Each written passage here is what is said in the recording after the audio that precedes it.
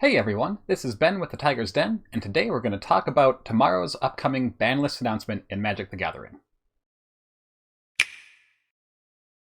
Okay, so for those of you who aren't aware, the next Banlist announcement was shifted up by a couple of weeks by Wizards of the Coast about 2 weeks ago, and this happened to coincide with right after the deck list submissions came in for Mythic Championship 5, which is going on right now. We're on day 3 in the semifinals as we record this, and even though it's not finished, I wanted to record this now because whoever wins or loses doesn't really impact my thoughts on this because that's such a small part of a metagame and of a format.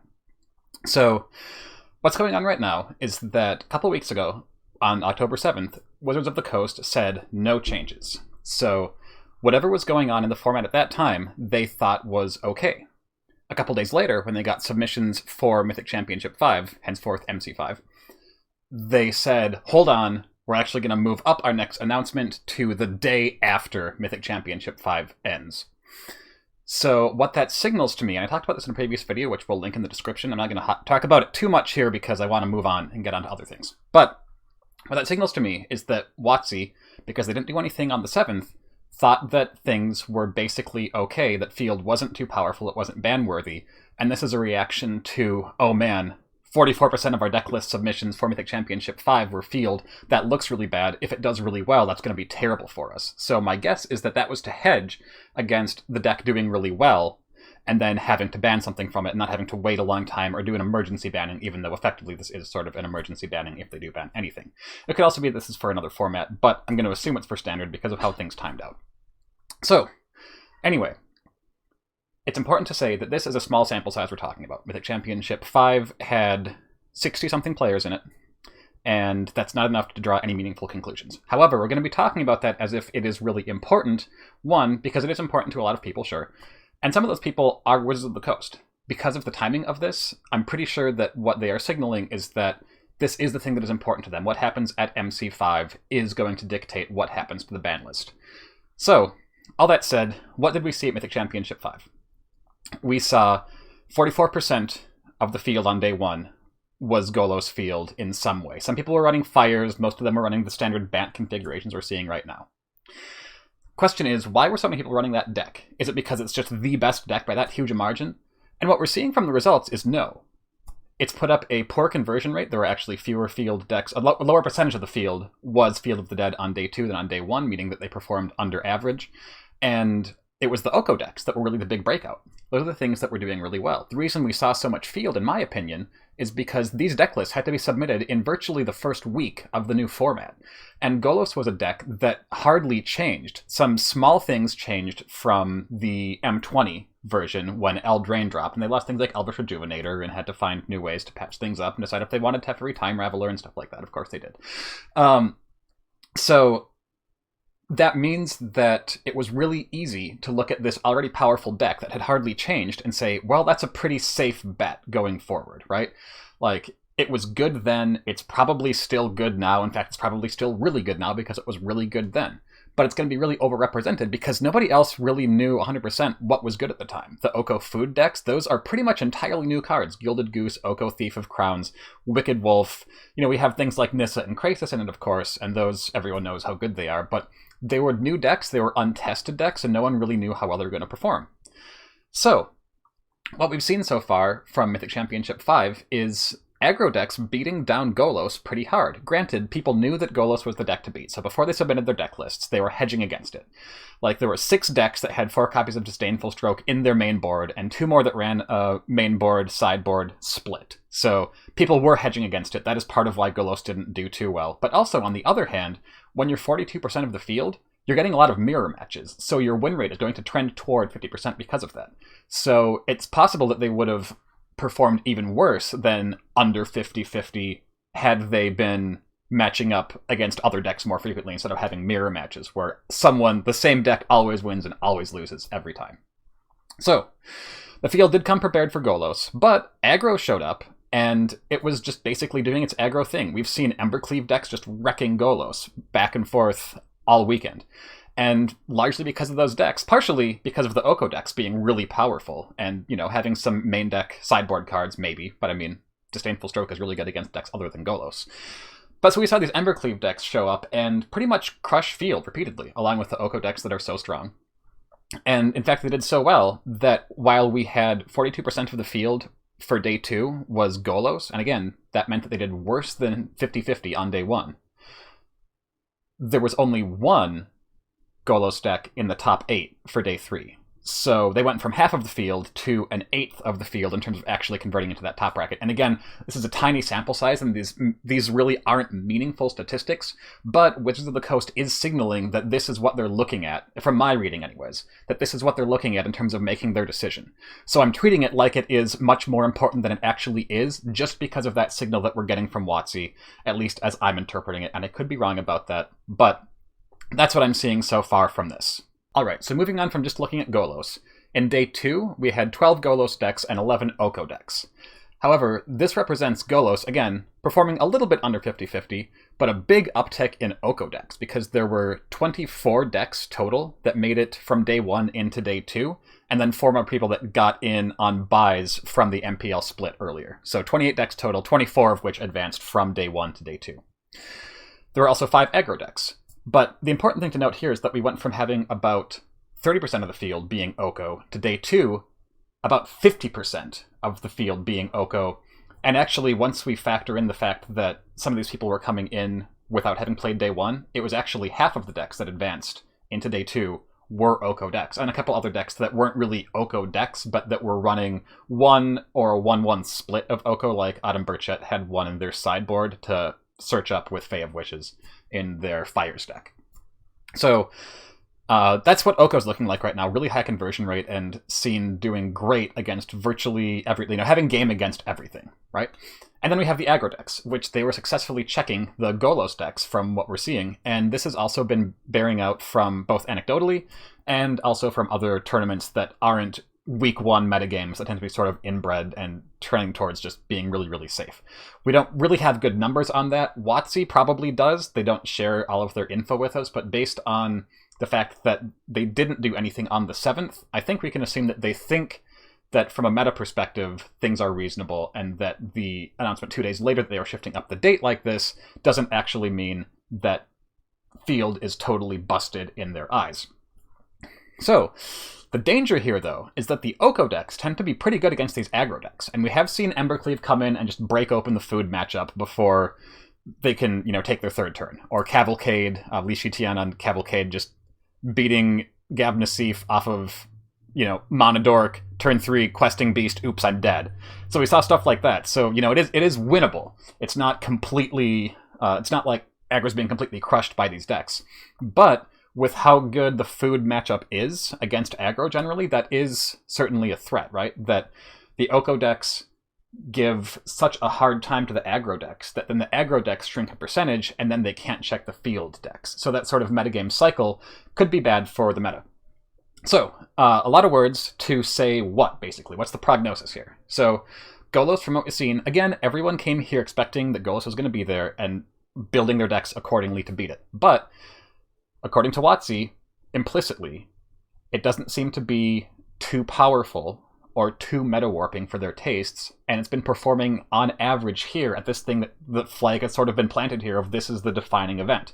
And it's doing just okay, and then in terms of making the top 8, doing quite poorly. So it's overrepresentation, in my opinion, is just part of, it's an artifact of the meta and when these decks had to be submitted. Oko, however, could end up being a real problem, and I think everyone agrees that turn 2 Oko is, Sutcliffe was just saying a few minutes ago on the stream, people are saying, what's your win rate? And they'll say, well, I've had this many turn 2 Okos, and that's, that's pretty much what seems to do it most of the time. Of course, that's a little tongue-in-cheek and everything, but I think we all know how powerful turn 2 Oko is at this point. No one's really arguing with that, and what kind of effect that has in the meta generally, we'll have to see.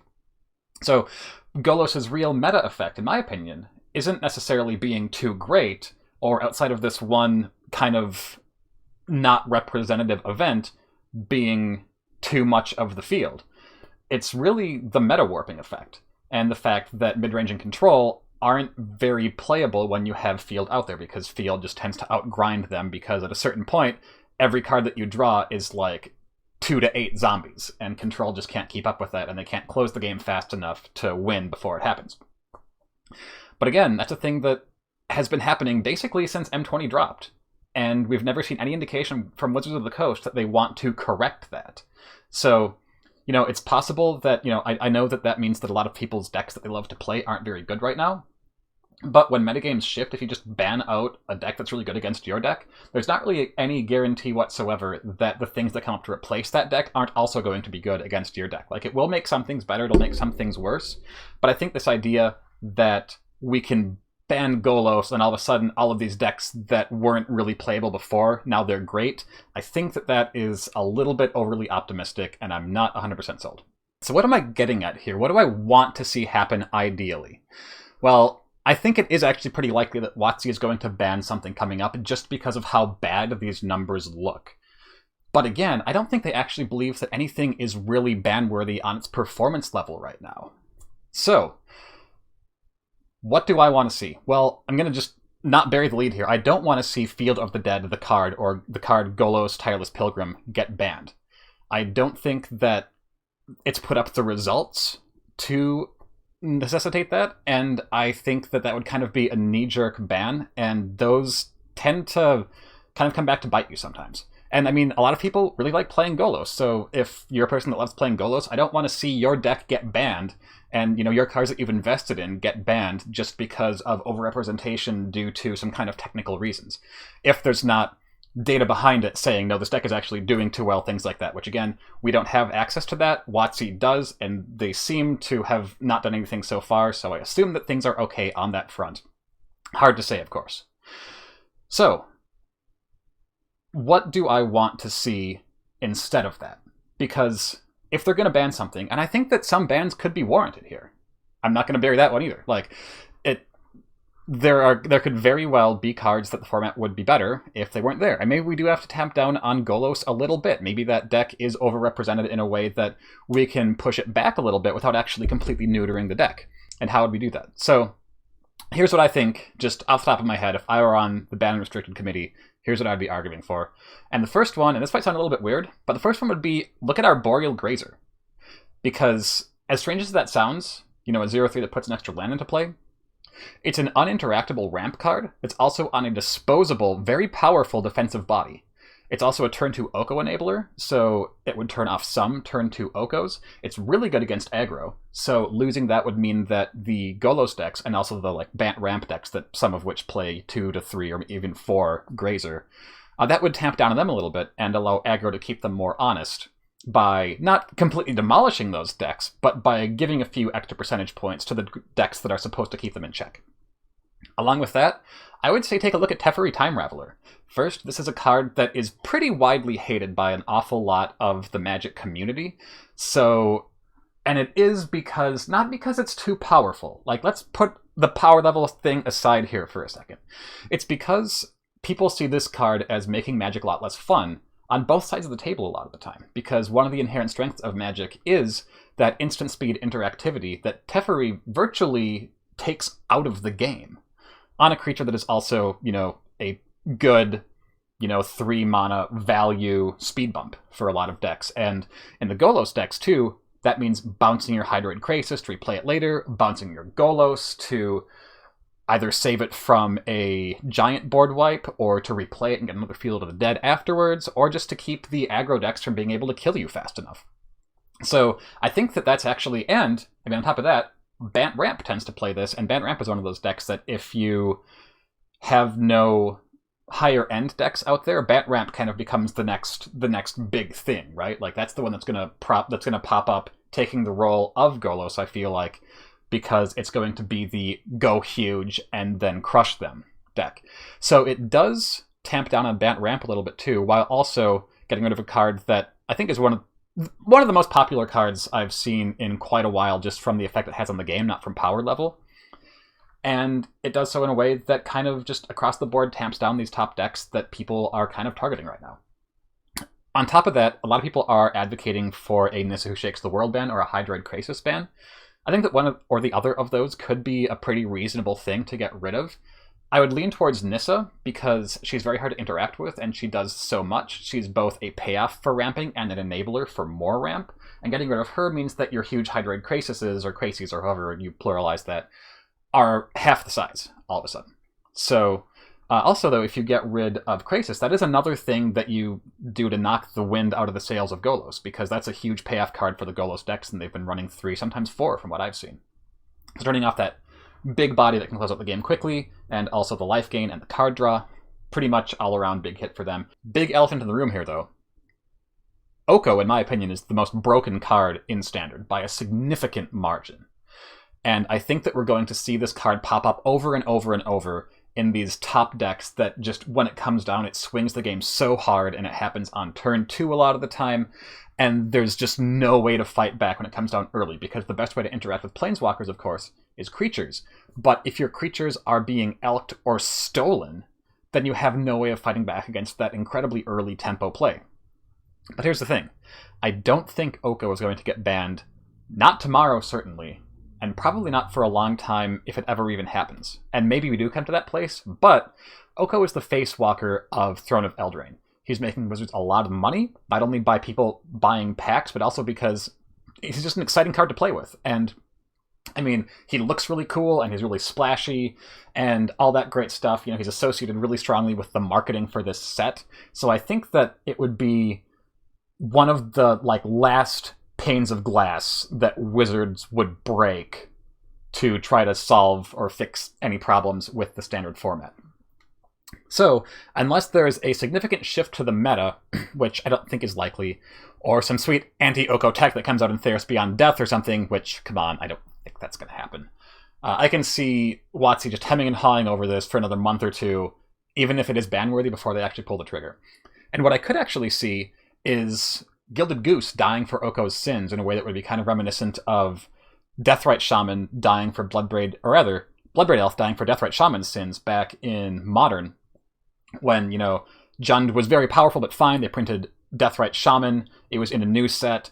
So when that broke Jund, WotC said, okay, well, we're going to ban Bloodbraid Elf because that's too good and it's making Jund too good. And then, of course, right after that, they had to ban Deathrite Shaman anyways because that was the actual problem card. It wasn't Bloodbraid Elf. And then, of course, it was years and years before Bloodbraid Elf was let back in, and to basically a yawn. It was fine. People like it. But I could see that happening here, where, we have to get rid of Goose because it's turning on these turn 2 Okos and it's too synergistic and everything. But I don't think that actually would do the thing that they would want it to do if we were in a place where Oko was overly oppressive and they felt like they had to do something about him. So I could see getting rid of Goose and then them saying, oh, well, shoot, that didn't really get us there. I guess now maybe we have to look at Oko. And again, I'm not advocating for banning this card tomorrow. If anything's being banned tomorrow, I think it should be low-profile bans, because basically all of this is revolving around this small, high-profile, but small tournament. And that is not a great precedent for... it's not a great precedent, but also it's just not a very good idea, in my opinion, to ban based on these tournament results. It's scary to look at them, and it's, lots of people watch these, so it's a really high publicity thing. But, again, if WotC has data showing that Field is too good and it's overly oppressive, absolutely. Share that data, ban Field of the Dead, ban Golos, whatever, do what you need to do. But I think that that's not actually what's driving this, for the reasons I've already stated and don't want to reiterate. And so we're left with it sort of being a show ban. And so I would prefer that it be smaller corrections and not just completely destroy this deck that I don't think really deserves destroying right now, because we've seen these other decks that come along and can just say, okay, well, turn 3 Embercleave, run you over. And that seems like kind of where metagames generally want to be, is where you have decks that keep each other in check in a healthy cycle. And I don't think that Field is exactly breaking that cycle right now, even though it is a meta-defining and meta-warping deck.